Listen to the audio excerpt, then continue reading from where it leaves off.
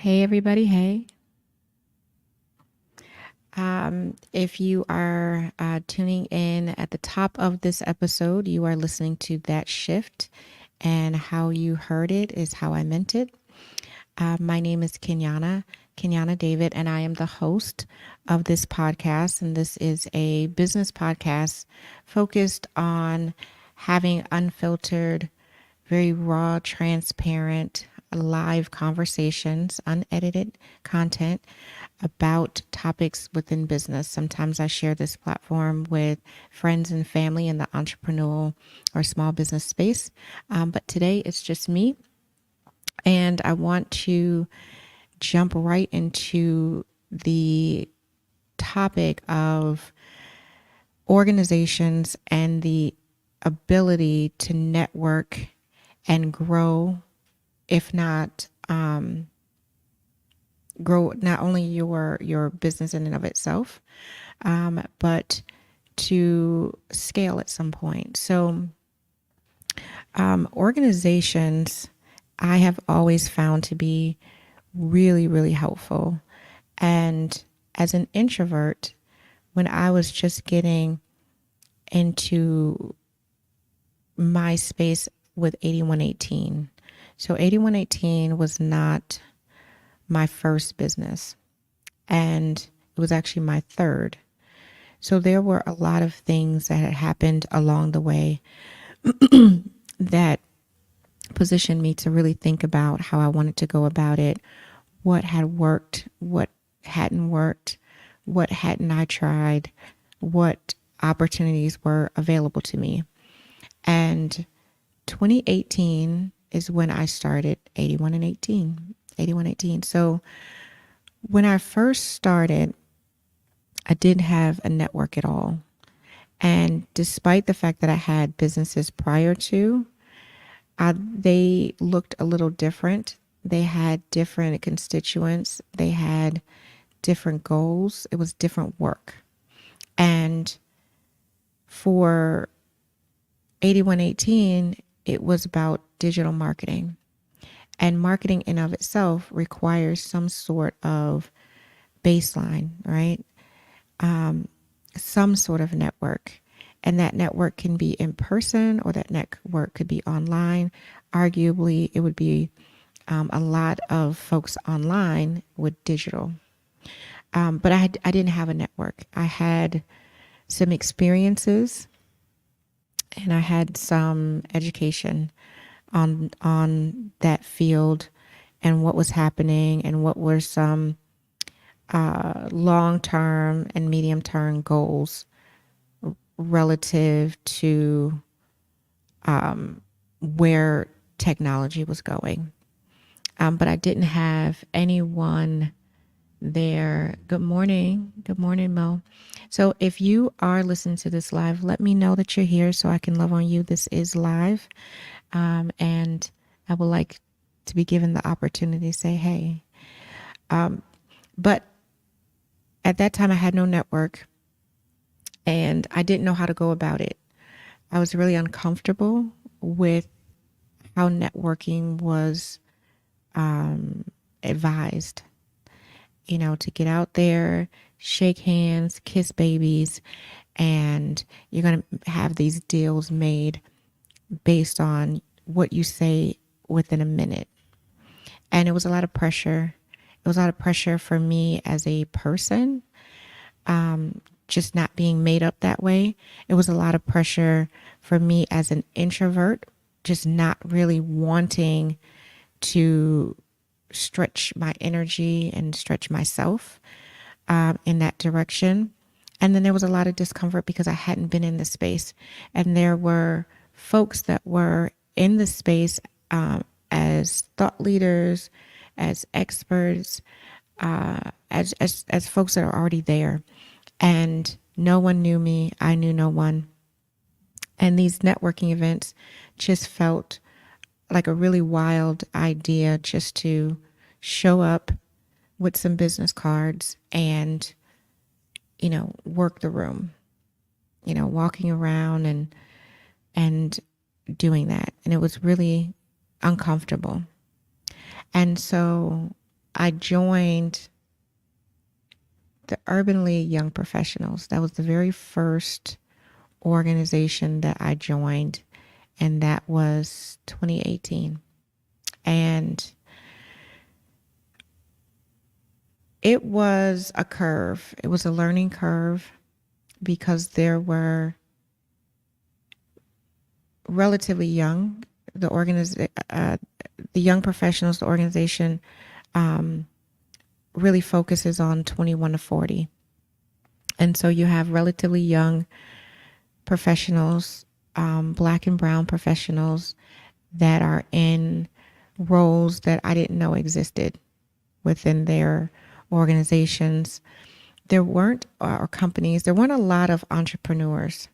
I do remember that and feeling like this career isn't, I view it as a career, but it's not viewed holistically as a career. And I really struggled with that. But I was introduced to what was happening. The coming in, mind you, I'm in my 30s at that time. And, from the organized events, and I joined the board relatively early. I came on as the chair for the communications committee. And, again, I was very green to organization life. I was very green to having deliverables for something. But it was very exhilarating at the same time because I wasn't familiar with how decisions are made in the city relative to awardees or nominees for awards, to organizing events.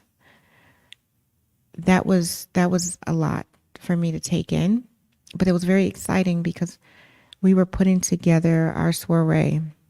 We were getting sponsors for a soiree. These were all transferable skills.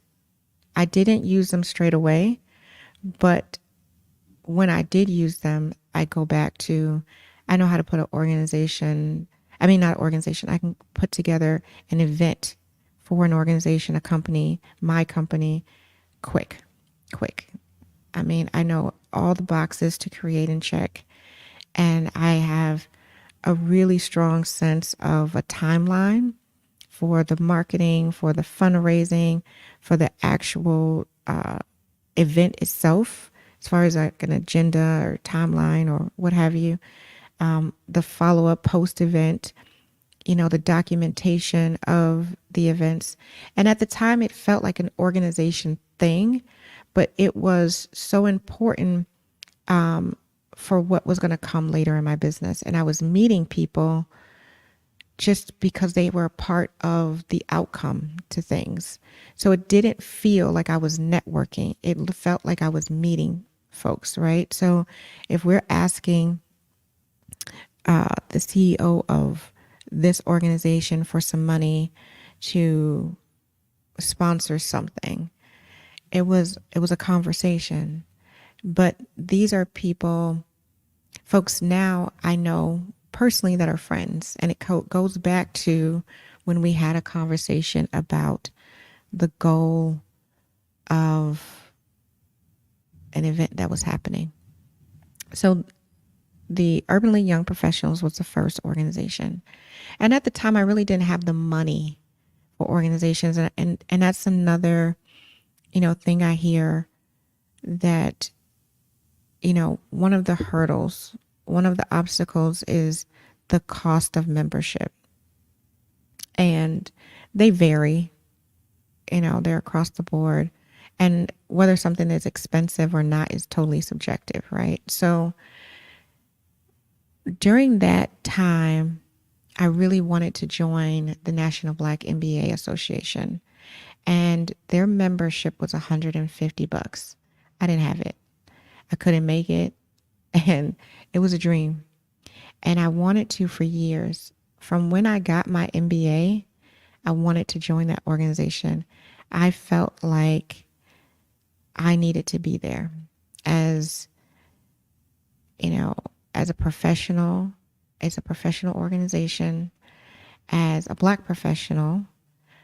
And one of their pillars is entrepreneurship. And I really wanted to be a part of that, but it was out of my budget. The Urban League Young Professionals was in my budget. I believe it was 75. I think it was 75 for the year. So I joined a little bit later, maybe like a year or so, maybe. I'd wanted to join since 2014. Like I'd wanted a while. I was waiting for just an opportunity. And so 2018, no, it was the same year. I think I did a cluster of events. I think I got my tax return. If I remember it all correctly, I got the refund for my taxes, and I just jumped into a bunch of different organizations, and the National Black MBA was one of them. And in my head, I didn't have any goals yet. I hadn't really figured out what was the outcome. I just know that I had a good experience with the Urban League, particularly the young professionals. And the Urban League was compounded onto that. And so I was able to network with folks that were over 40. And that was good too. That was good. It was kind of like a 2-for-1. But when I came to the National Black MBA, it was a little different because it wasn't Buffalo centric. So the Urban League Young Professionals was Buffalo. And then the National Black was Western New York.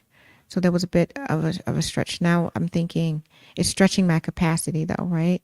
I'm meeting folks that are in Rochester and Syracuse. And at the time, the president, at those times that I was in there, they were really good to me. You know, they understood that there was a curve, even though I was a little older than the folks saying in the Urban League Young Professionals. I still had a curve, and so there was some grace given for that.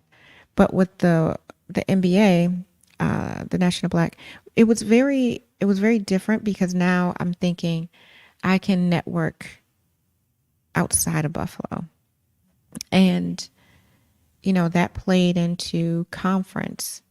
You know, they have a national conference, and it moves from East Coast to West Coast and state to state. And so now meeting folks different places. And again, I joined the board. And at the time, I had the time. Like that was what I had the most of, really, was the time and energy. I didn't have a lot of money, but I had the time and energy. And so getting into those roles kind of positioned me to network effortlessly, you know, especially from a position of marketing. So again, I took on a communications chair, and it allowed me to be there without being there, if that makes sense. So I was posting, you know, events, I was posting meetings, I was posting new members. But because of that, I was able to communicate directly to the followers, to the potential followers, to the community. But I didn't have to do it in a way that I felt uncomfortable. I essentially hid behind a role. And over time, I got more comfortable with that. Going, you know, down the line, I started to be more strategic and started joining organizations that aligned with entrepreneurship. I started the Women's Business Center here at Canisius, now a university. It was at the time Canisius College. And I got involved in their networking group. And it was a curve. I was not good at networking, but I stayed in for a couple of years, and I learned to do my 60, 45, 30-second even pitch. And that was indispensable to what was going to come. Even though I was uncomfortable doing it and I was pretty crummy at it, within these organizations, I got an opportunity to craft my pitch, primarily because I had to introduce myself. Not only did I have to introduce myself at some point or another as a member, I had to introduce myself as, the chair of the communications committee, or as something else. And so with the Women's Business Center, there was e-network, and it was a group of maybe 30 plus women, and we'd have to stand up and do our pitch, and then they'd have some expert come in and kind of explain how to do something better if you're already doing it, and if you're not doing it, that how it's done. And then I joined Grow. Now at the same time, and I spoke to this in another episode about programs, about professional development, and so I was double dipping. I was doing it, but it was networking without feeling exposed and just naked and vulnerable. It was, I'm in an organization and we're all expected to do this. We're all doing the same thing, and it's not weird and it's not creepy, and not everybody is good at it, right? Particularly with the Women's Business Center, quite a few of us were pretty bad at it, but it was a safe space, and if not safe, brave, to try new things out and get some good feedback. I joined Toastmasters, which was really helpful. It was an organization so Toastmasters is all about public speaking. And it was an organization that I got to also try ways of introducing, products and services, or productized services, in a speech that was 1 to 3 minutes, 5 to 7 minutes. And then I can kind of unpack my crutch words, your ums, your ahs, that kind of thing.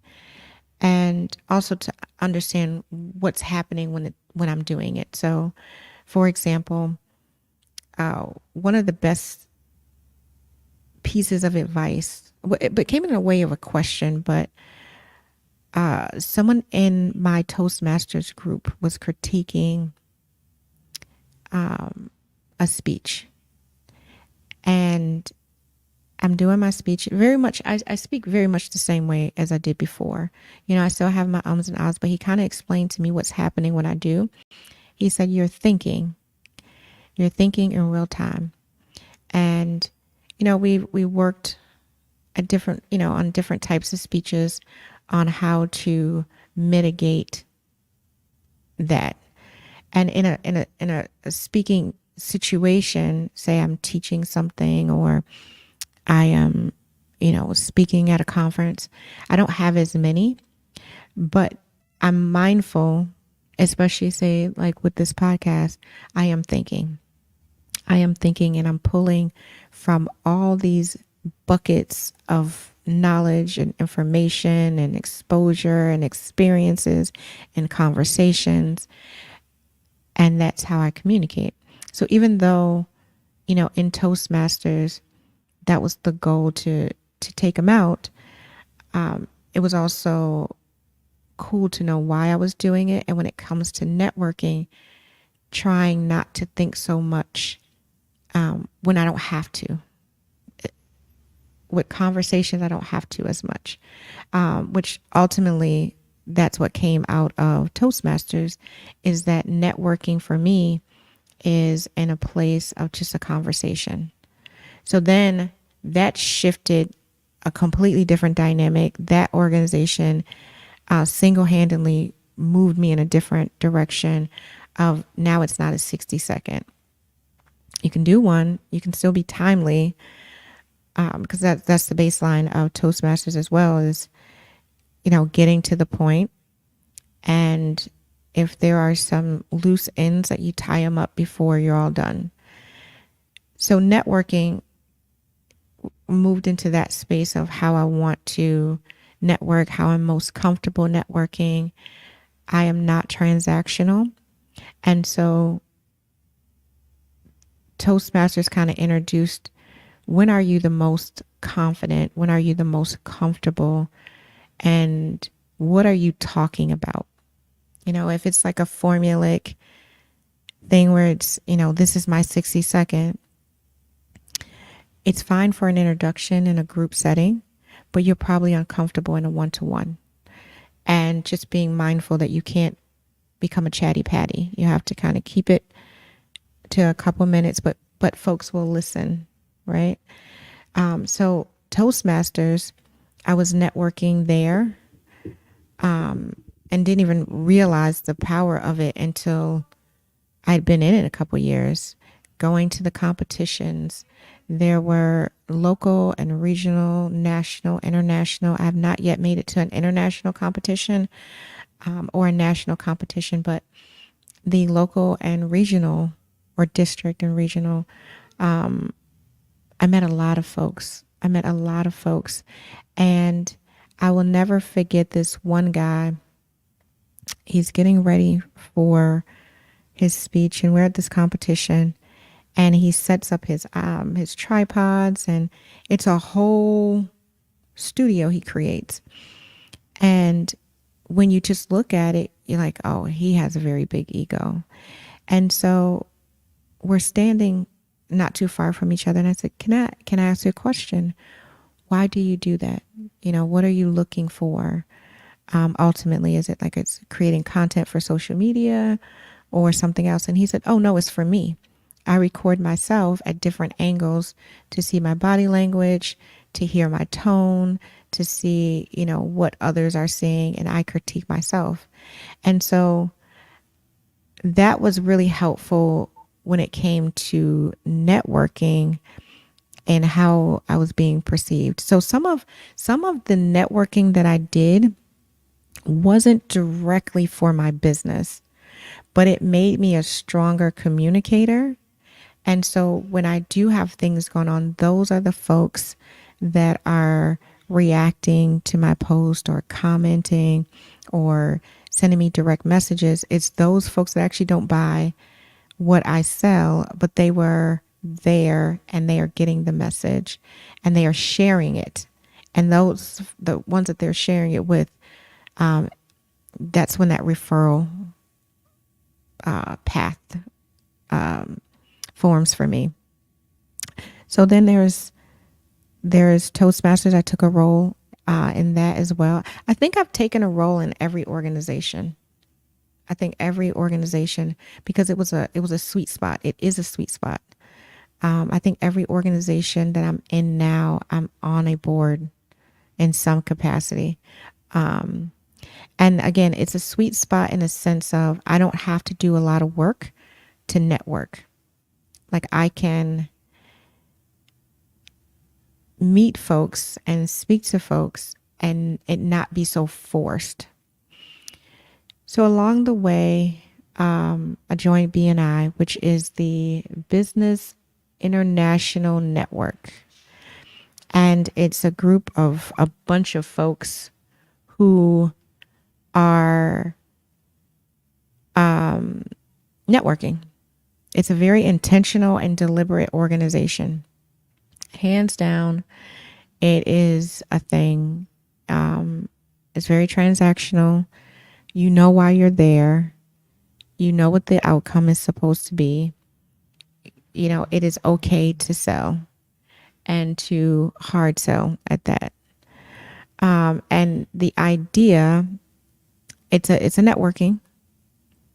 It's international networking. No, business networking international. I might have said something different, but that's what it is, I believe. And BNI is international. And You meet every week, and with in those meetings, you do your 60-second, and then someone in the group does a whole presentation about their business.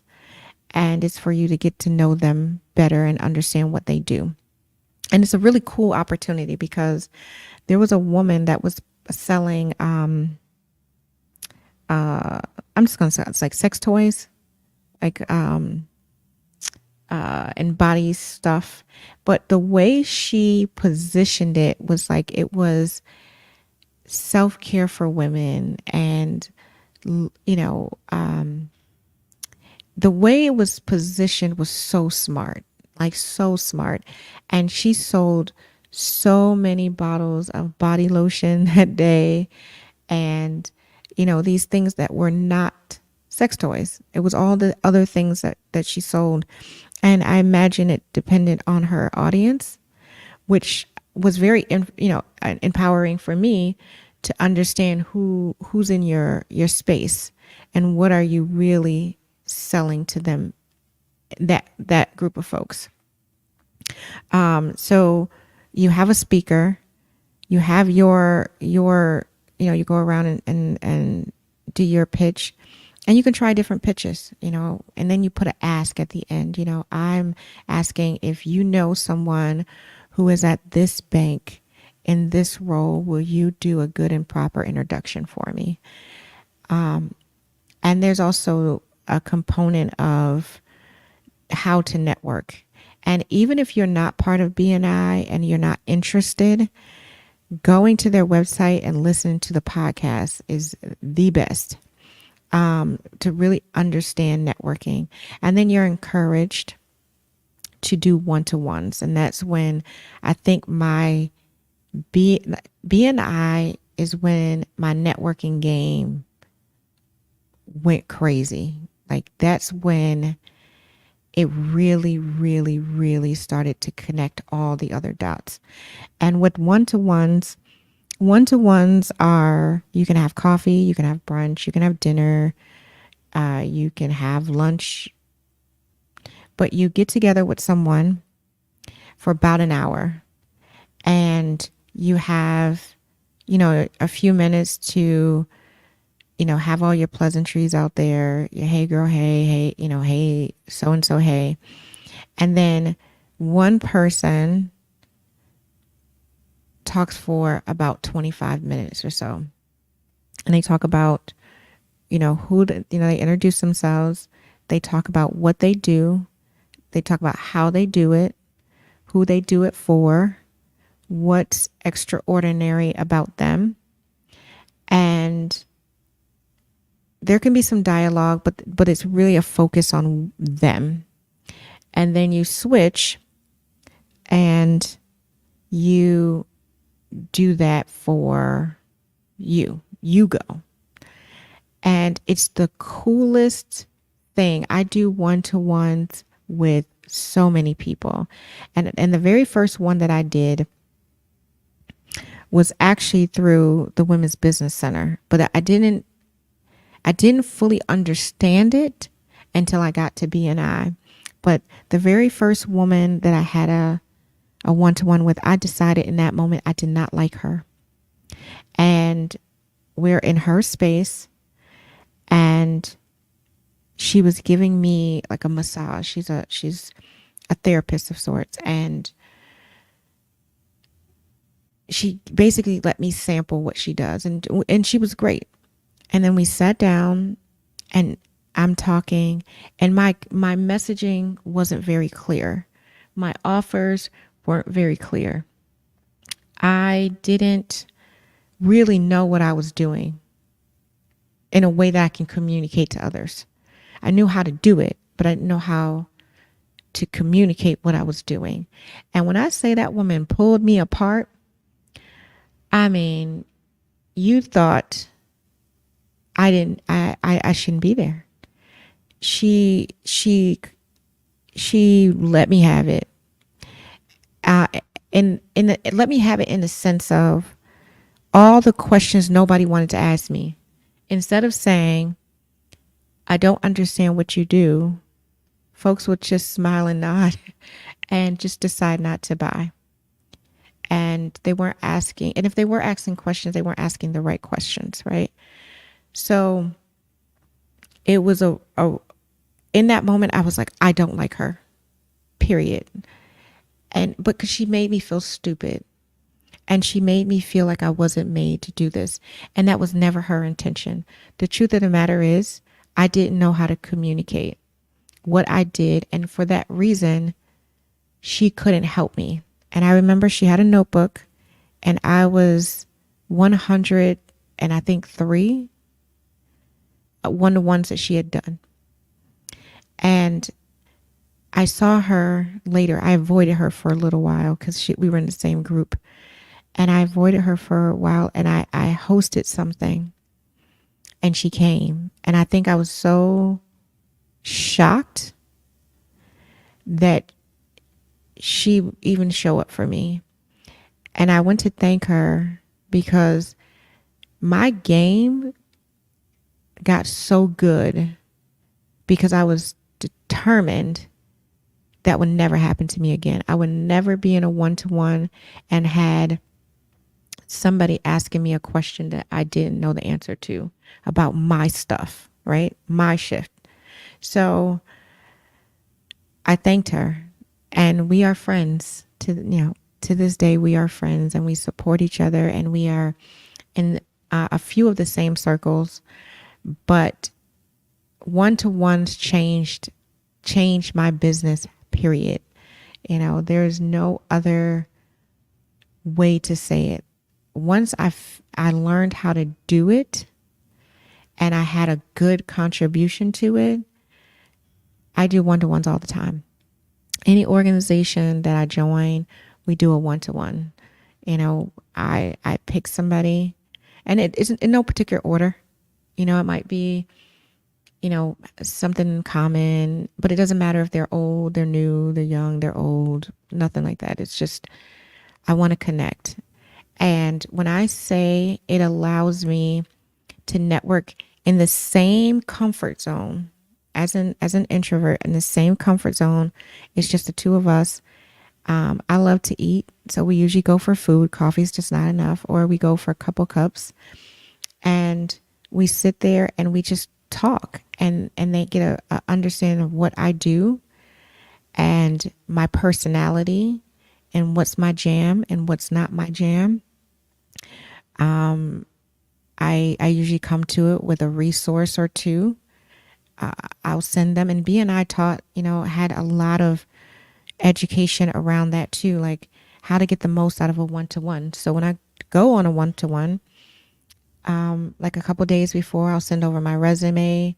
I'll send over like my business capability statement, and I'll send over some links to connect, like LinkedIn.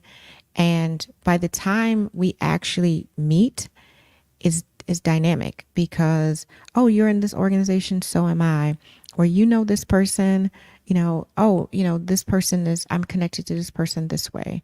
And we automatically have something in common, even if it's one of those things like, we may not get along, for whatever reason or another.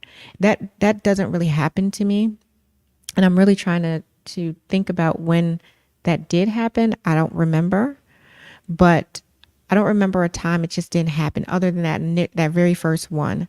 But for the most part, there is something to take away, and it's not so fast. So that was an organization that, while I'm no longer in BNI, I will always carry BNI. I still listen to the podcast. I still have all of my resources on how to do things. And I revisit them when I have something going on, a launch or something like that. I revisit, what can I take from this? So there's that with BNI, but I did appreciate it. I've joined so many organizations. I think right now, to date, I'm in about 15 on paper, and really active in about a half dozen. active as far as like being on the board. Girl Scout. I am really into Girl Scout. I was a Girl Scout. I was a troop leader, and then I joined the board, and then I became a VP, and now I'm a troop leader again and doing double dipping in that space.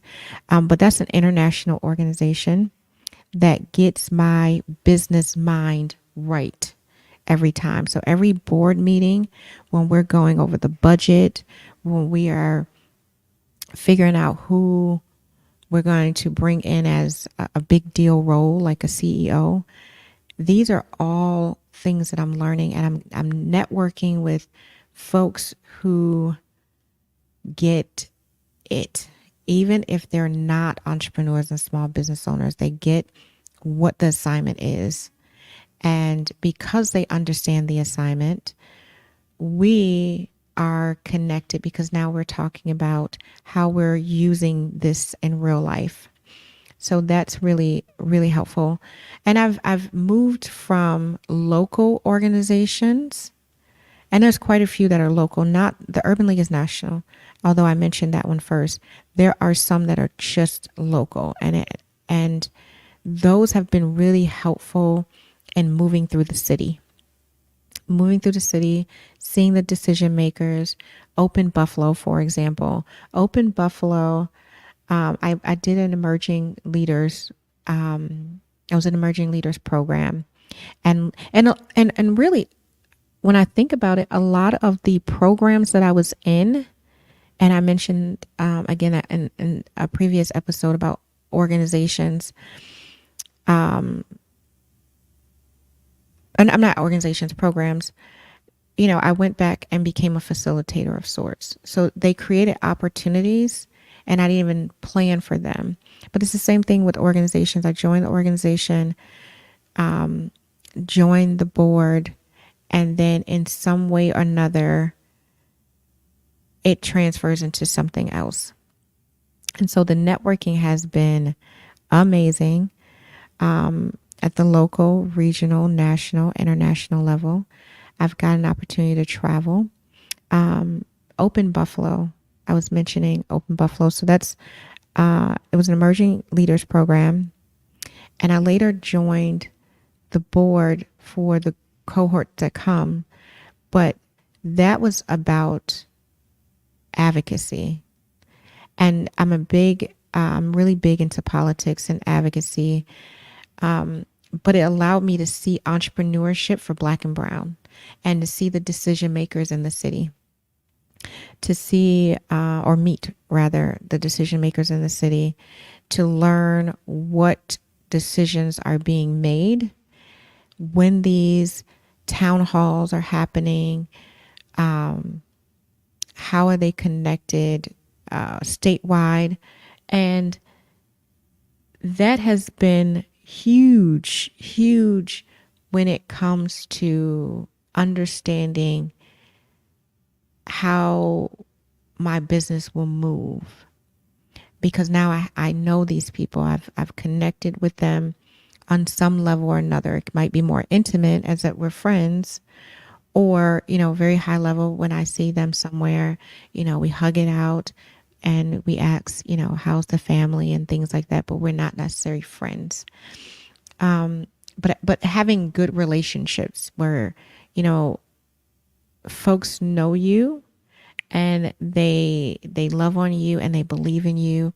And that's where those one-to-ones come in, and I think for me with networking, I had to really understand that every person that you meet is not a potential client or customer. Sometimes they are an advocate. Sometimes they are part of your street team. Sometimes they are there for your professional development. Sometimes they're there for your personal development. And networking is networking is networking. And organizations, I feel like if you know, you know.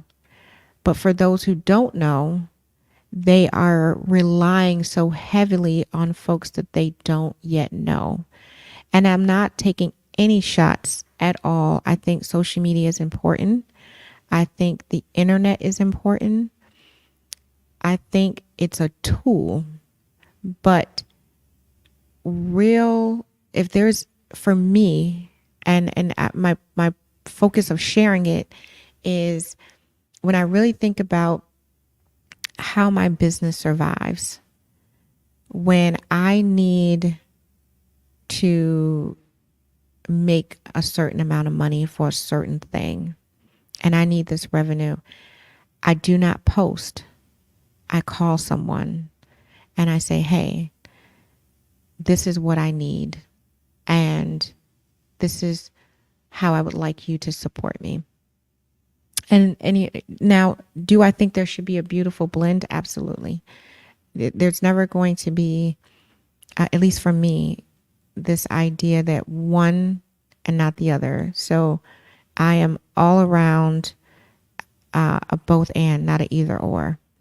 So organizations have such a power to connect you on so many different levels.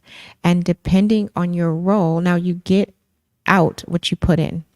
So when it comes to, are you going to meetings? Are you consistent?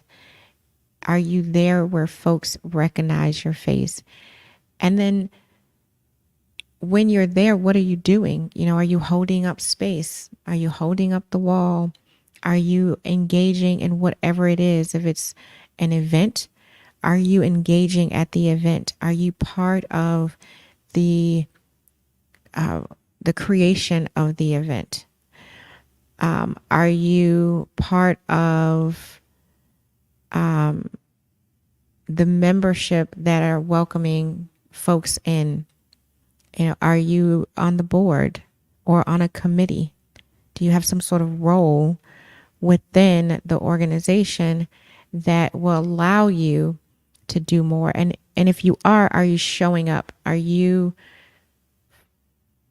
understanding that it's playing into your brand, who you are, your personality, your characteristics, the things that build that know, like, trust? Can someone recommend you because you are good at what you're doing?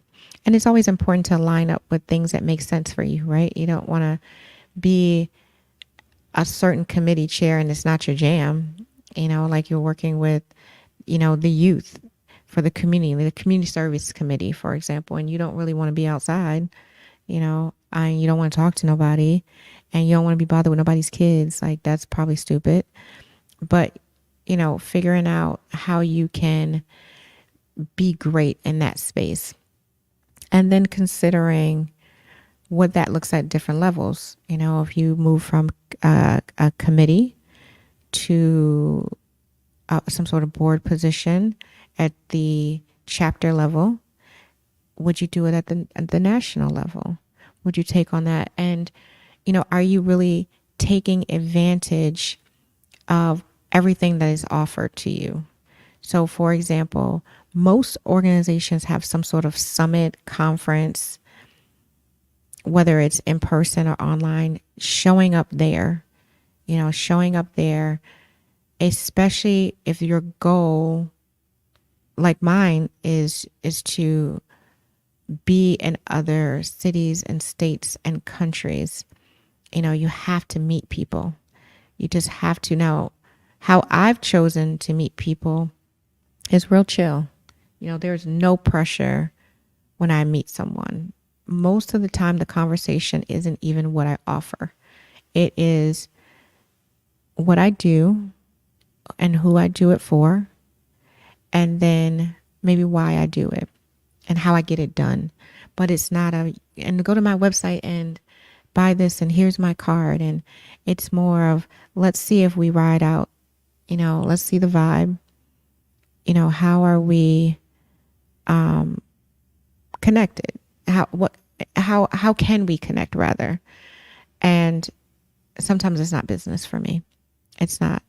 But I also think that organizations have a really cool way, especially if you join a organization that has some history, because not only do you have access to current members, there are always some sort of alum, some folks that came before you, some folks that may have been president or may have been on some sort of board, not some sort of board, but some sort of board position.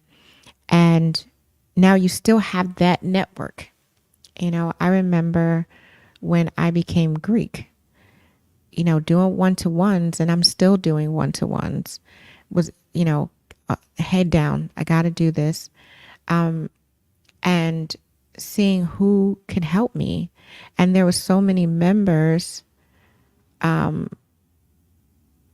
were not active for whatever reason, but they were there at a time and they understand it's all circular, right? We're going to always circle back, and I'm going to see them in other places, and I may work with them, or I may, do something with them. They are still important. Past members are still important. They're still relevant, and they are the ones that are riding out for the organization, and you being in the organization, they ride out for you. Especially once you start to meet folks that are in your space. So for me, I'm always looking for that group. If it's an organization like, say, the National Association of Women Business Owners, NABO, they're all business owners. They're all entrepreneurs. They're all, in that space, and we're doing the same thing. So I look for those who have that can complement what I'm doing, that will either they can become direct clients, or we can create a vibe where we can be in collaboration or in partnership or even in sponsorship in one another's efforts. So that's a thing, I would throw out there, having a nice mix of organizations that are in your field, your zone of genius, because they're supportive. They are inspiring. They're motivating. They offer resources and tools that will help your business, and then also connect you to folks who are people that you need to know, folks that should be connected to you on LinkedIn. But then also organizations that are not in your space. It can be some other connection. It could be race or ethnicity or nationality, but it can also be gender. It could be ability, because you need to still be supported in those ways. And say for Girl Scouts, while the majority aren't in the entrepreneurial small business space, some are. But Girl Scout is a business. So we are still making decisions as a collective, the board as a collective, but there's so much information of working with an organization that big and that old. And so you have a lot of intrapreneurship within these organizations. And so there's still that connection. There's still that networking of like-minded folks, of thought leaders. And even though some of these folks within organizations have decided that they do not want to start a business, that they are not interested or they don't have the capacity, does not mean that they don't have an entrepreneurial mindset. That they aren't innovative, that they aren't creative, that they aren't ready to connect with you, or know someone who is. So networking, it has to be, in order for it to be effective, for you, effective for your business, it has to be your jam. You have to do it the way you want to. There's always going to be groups of folks that are more transactional than others. And there's going to be the groups of folks that are more transformational than others. And it doesn't mean that one is right and one is wrong. It means figuring out who you are and how you like to communicate. How do you feel the most comfortable? For me, it's been through organizations. Give me the space and opportunity, and I can be great when it's a container, when there's a compassionate container for me to do it. But just to say, go out there and be great, it wasn't a comfort zone for me. It was a very scary space. And I think had I not joined organizations, taking out it's, how, and knowing how much revenue, we'll talk about analytics and numbers and those things and in another episode. But for all intents and purposes, knowing how much of my business come through folks that I've met through organizations, taking that out, and that is a significant portion, but taking that out, had I not joined organizations, I wouldn't have personally developed enough to develop my business, if that makes sense. Like I needed exposure to different thoughts and different ideas and folks who say, I don't do it that way. I don't do this or I don't do that or this is what I do. And, organizations have allowed that because organizations, I think folks want to get out and to get back. They want to at least get a return on investment. Whatever their membership is, they want their money back. And it might not be in revenue especially if they're not a business owner, it might be in the number of connections. It might be in, how they feel about themselves and that measurement of, how much more am I doing that I want to do? And you have organizations like that are just for a group of people, excuse me, a group of folks who just want to share commonalities and interests. And those are so important. And all of these organizations have the ability and the power to move the needle. And so with that, consider those things. Consider what that would look like for you and what that could look like for you and think about it. There's no pressure on this end, but if we're sharing or I'm sharing and being transparent, the majority of my revenue comes from my connections. And the majority of my connections came from some organization that I was a part of. And that looks like either direct sales of products or services, but that also looks like opportunities for speaking engagements. That looks like opportunities of partnerships, where depending on how the partnership plays out, there's some revenue coming in that way. But it's a compassionate container. That's what organizations are. And it's an opportunity to be in a space with folks that have agreed that they want to do this and they want to do it with folks like them. And that was that. That is that. And so with that, I'm going to bid you a good day. That shift, this podcast is Monday through Friday, live at 8:30 in the morning. And I want to see you tomorrow. So have a good day and bye.